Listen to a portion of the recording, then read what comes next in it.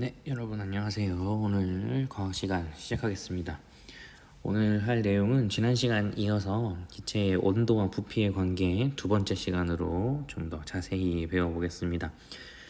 지난 시간에 한 거 기억나는지 모르겠는데 온도랑 부피 사이의 관계는 서로 무슨 관계라고요?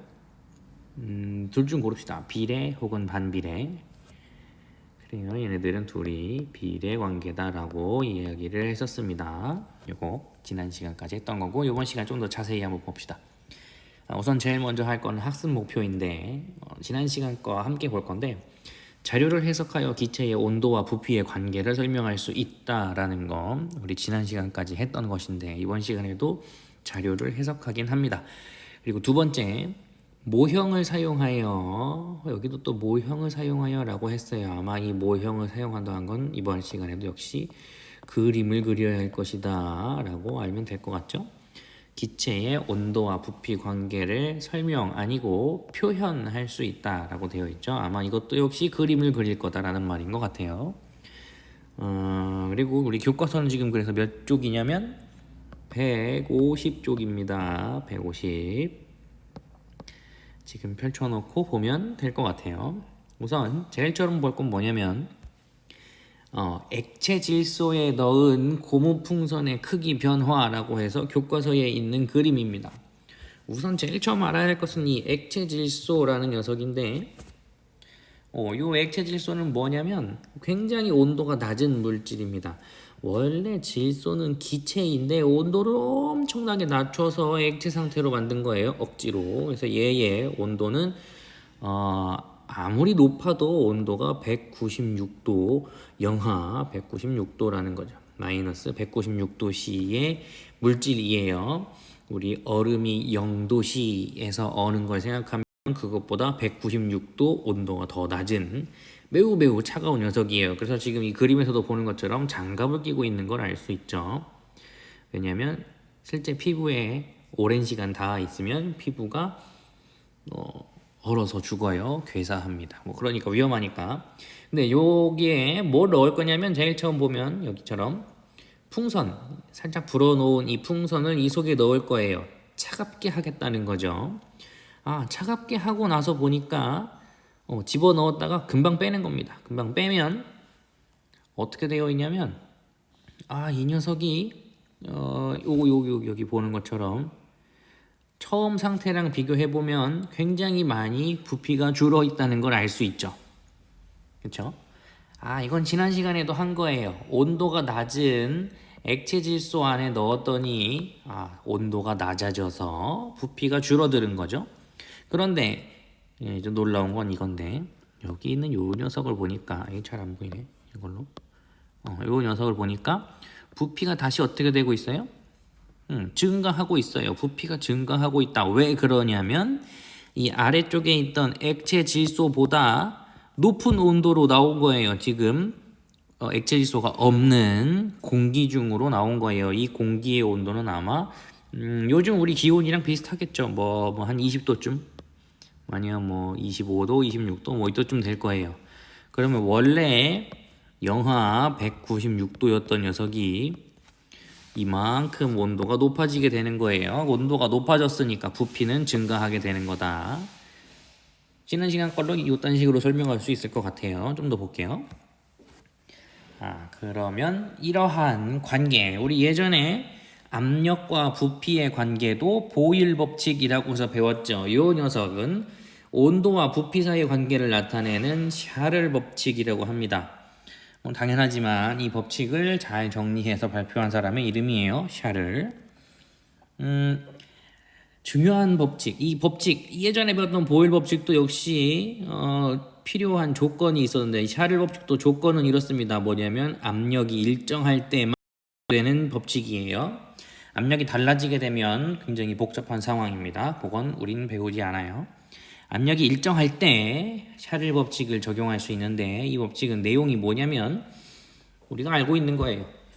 온도를 높이면 부피가 늘어나고 온도를 낮추면 부피가 줄어든다라는 거예요. 지금 보면 어떤 기체의 온도가 0도씨일 때는 A만큼 부피였어요. 그런데 온도를 80도씨로 온도를 증가시켰더니 부피가 B 상황에서는 부피가 이만큼 증가하게 되는 거죠.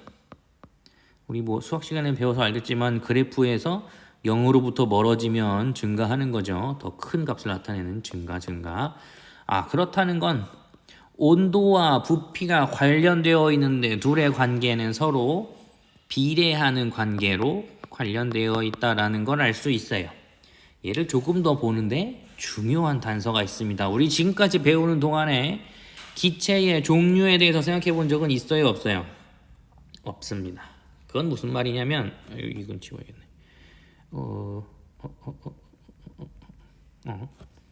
기체의 부피가 변하는 정도, 온도에 따라서 기체의 부피가 변하는 이 정도가 모든 기체가 같습니다. 기체의 종류와 관계없이 같다라고 주장하는 게 샤를 법칙입니다. 실제로 기체의 종류와 관계없이 비슷한 정도의 부피 변화를 보입니다. 온도에 따라서. 그래서 이거는 실제 실험을 해보면 알 수 있을 텐데 실험을 못해서 좀 아쉽네요. 우리 조금 더 살펴봅시다. 이것도 우리 교과서에 있는 내용인데, 자, 내용 정리 물음이라고 되어 있어요. 요거는 요런 내용을 볼 건데, 그림 가, 나 중에서 그래프의 점 A, B에 해당하는 것을 각각 선으로 연결해 보자 라고 되어 있는데, 얘는 그 우리 150쪽 아래쪽에 있는 그래프와 선생님이 보여주는 그림 똑같은 것들이 나열되어 있는 곳이 있죠. 약간 누리끼리 한 칸 안에. 거기에 있는 거예요. 여기서의 목표는 이거예요. 가랑 나 중에서, 가랑 나는 이거랑 이거 중에 점 A, B에 해당하는 것을 선으로 연결해 버려요. 뭐 이런 식으로 연결하세요. 뭐 이런 거겠지. 그럼 어디 봅시다. 가랑 나를 선으로 연결하려면 이렇게 하는 게 편하니까. 보니까 가의 상황은 이 풍선의 부피가 큽니까 작습니까? 나에 비해서 얘는 부피가 작아. 부피가 작은 상태다. 그리고 심지어 여기 아래에 있는 이 가에 이 컵 안에 보니까 뭐가 들어있냐면 얼음이 들어있죠. 그 말은 온도도 어떤 상태다? 온도도 낮은 상태이다. 알 수 있겠네. 자, 나에 있는 경우를 보니까 얘는 가보다 부피가 증가한 상태인 거죠. 부피는 증가된 상태. 그리고 얘는 장갑을 끼고 있는 것 같고 물에는 얼음이 없고 그 말은 얘는 온도가 높은 물이기 때문에 손을 다치지 않게 하려고 장갑을 낀 것 같네. 자, 부피와 온도의 대략적인 비교를 해봤어요. 그러면 연결하는 거 쉽네요. 그쵸? 가 같은 경우에는 어디에? A에 연결, 나는 B에 연결 다 했습니다. 여러분도 책에 반드시 표시하세요. 가와 나를 서로 연결하면 됩니다. 어렵지 않죠? 이제 여러분이 해야 될 그림, 중요한 그림 그릴 건데, 자, 151쪽의 내용 보면 됩니다. 151쪽에 보면 거기에 해보기라고 있을 거예요. 해보기. 글을 아주 많이 썼는데 다 읽어보죠. 자, 일정한 압력에서 라고 쓰여 있는 거 이거 항상 필요한 조건이에요. 반드시 필요한 조건. 일정한 압력에서 고무풍선을 씌운 삼각 플라스크를 냉각 혹은 가열, 냉각은 온도를 낮추는 거, 가열은 온도를 높이는 거. 그러면 풍선 크기가 변화한다. 우리가 지금까지 했던 내용이네요. 온도에 따라 부피가 변화한다. 기체 입자의 운동을 가와 나의 포형 아니고 모형으로, 왜 자꾸 틀려 요즘에, 모형으로 표현해보자. 보니까 가와 나의, 여기에는 이 안에다가 그림을 그려서 하라는 거죠. 가운데에 있는 이 녀석처럼 여기에는 입자를 가지고 지금 이 기체의 상태를 표현해라라는 거죠. 표현해라라는 거지. 부피가 왜 작은지, 부피가 왜 큰지. 대신에 여기 중요한 사항 두 가지가 있죠. 단 온도가 높아지면 기체 입자의 운동 빠르기는 빨라진다. 이게 굉장히 중요한 겁니다. 이거 굉장히 중요한 겁니다. 굉장히 중요한 거. 온도와 기체의 운동하는 빠르기 두 가지가 관련되어 있다라고 여기서 얘기했죠. 지난 시간에도 얘기했듯이. 그래서 빠르면 어떻게 표현할 거냐면, 빠르기가 빠를수록 화살표의 길이를 길게 그려라 라는 거죠. 그래서 화살표만 놓고 보면 빨간 이 화살표보다 파란색 화살표가 더 빠르다라는 거 그렇게 표현한 겁니다. 얘는 느린 거. 화살표 길이로 빠르기를 표현할 거다. 그러면 여러분이 교과서에 있는 이 삼각 플라스크에 어떻게 그림을 그려야 옳게 될 것이냐, 그건 우선 가운데에 있는 이 녀석, 이 가운데 플라스크에 냉각하거나 가열하지 않은 플라스크의 입자 개수를 봅시다. 입자가 몇 개 있냐면 하나, 둘, 셋, 넷, 다섯, 여섯, 일곱, 여덟, 아홉, 10개가 있네요. 그러면 우리가 가와 나에도 역시 입자를 10개씩 그리면 될 것 같아요. 봅시다. 어떻게 그리면 좋으냐면 요딴 식으로 그리면 되겠어요. 여기에 있는 예시, 답안이라고 되어 있는 것처럼 비슷하게 그리면 됩니다. 중요한 건 이건데 얘가 가, 얘는 나인데 가에 있는 총 입자의 개수를 보면 역시 10개로 똑같습니다. 입자 개수는 변화가 있다 없다? 입자는 변화가 없다. 입자 이렇게 쓰면 헷갈리려나? 입자 변화 없음. 입자는 변화하지 않아요. 대신에 무엇이 변화했냐면 뭐가 변화했어요? 빠르기. 이렇게 쓰기 좀 불편하니까 속력이라고 하죠. 입자가 가지는 속력이 얘는 감소했다라는 거죠. 그러니까 하나하나가 갖는 요 화살표의 길이가 이렇게 짧아. 각각 하나하나가 갖는 화살표의 길이가 짧다라는 거죠. 요 가운데에 있는 녀석은 지금 화살표 길이를 보니까 이만큼 정도인데 얘보다는 이 녀석의 빠르기가 좀 느리다라는 걸 표현한 거죠. 그것만 표시해 주면 됩니다. 입자는 총 10개 그대로 쓰면 되고 여기 있는 화살표를 짧게 그려서 입자들끼리 서로 가까이에 있는 모습으로 그려주면 됩니다. 그 다음에 나에 있는 녀석을 볼 건데 나는 어떻게 달라진 거냐면 이것도 마찬가지입니다. 이 여기에 그려져 있는 입자의 개수는 역시 10개로 똑같은데 달라진 건 이 화살표죠. 화살표의 길이가 가운데 있던 원래 상태보다 더 길어졌어요. 화살표가 더 길다라는 건 속력이 더 어떻다? 얘는 속력이 증가했다. 기체 입자의 속력이 증가. 그리고 역시 얘도 입자 개수는 입자는 변화가 있다 없다. 대충 쓸게요. 입자 변화가 없다.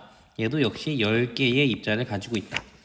이렇게 알면 될 것 같아요. 그림 꼭 그리세요. 151쪽에 해보기에 있는 삼각 플라스크 안에 선생님이 보여준 그림처럼 그리면 됩니다.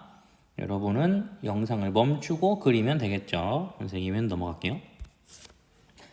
자, 그러면 이제 결론을 지어서 정리를 해봐야겠죠. 내용 정리를 할 건데 둘로 나눠집니다. 기체의 온도가 높아질 때와 낮아질 때를 나눌 건데 우선 높아질 때 봅시다. 높아지는 거니까 빨간색으로 온도가 높아질 때 물론 항상 주는 기본적인 건 압력이 일정하다라는 거죠. 압력이 일정할 때 온도가 높아지면 어떤 변화가 일어나냐면 기체 입자 운동이 빨라진다. 입자 운동이 빨라져. 운동이 빨라지니까 입자들은 당연히 활발하게 움직인다라고 표현하겠죠. 활발하게 움직일 때 어떤 일이 벌어지냐면 부피가 늘어나게 된다라는 거죠.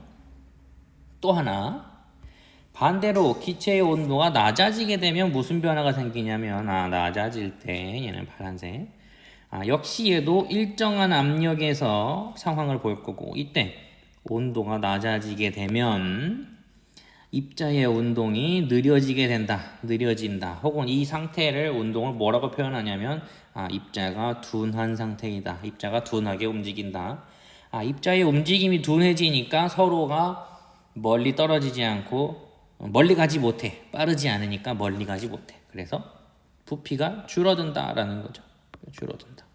둘을 나누어서 잘 확인하세요. 온도가 높아질 때와 온도가 낮아질 때 상황 잘 구별하면 좋을 것 같습니다. 넘어갈게요. 그래서 얘를 정리하는 그림으로 151쪽에 이딴 그림이 있는데 요딴 그림이 있는데 자 봅시다.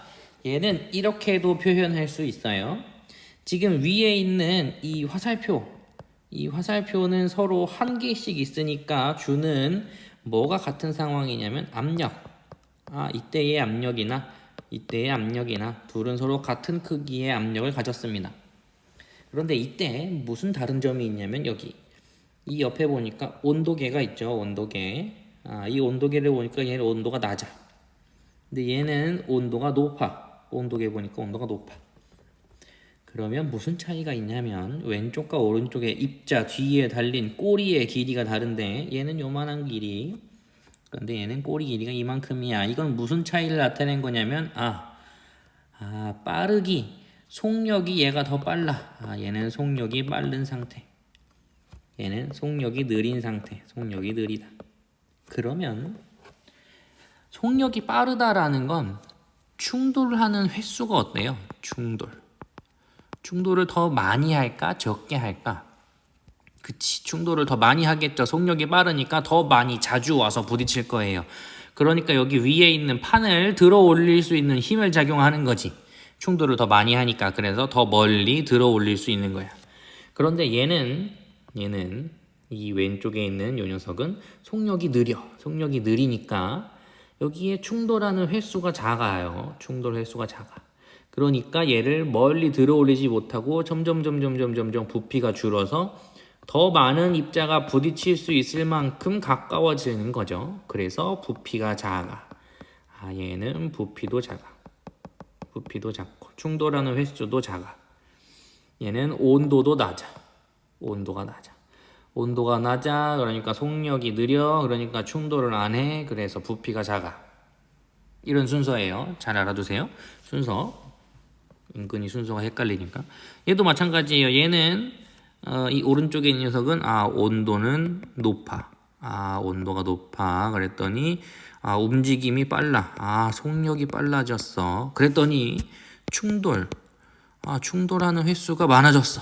그랬더니 부피가 증가했다는 거죠. 부피가 증가했어. 이렇게 알 수 있을 것 같아요.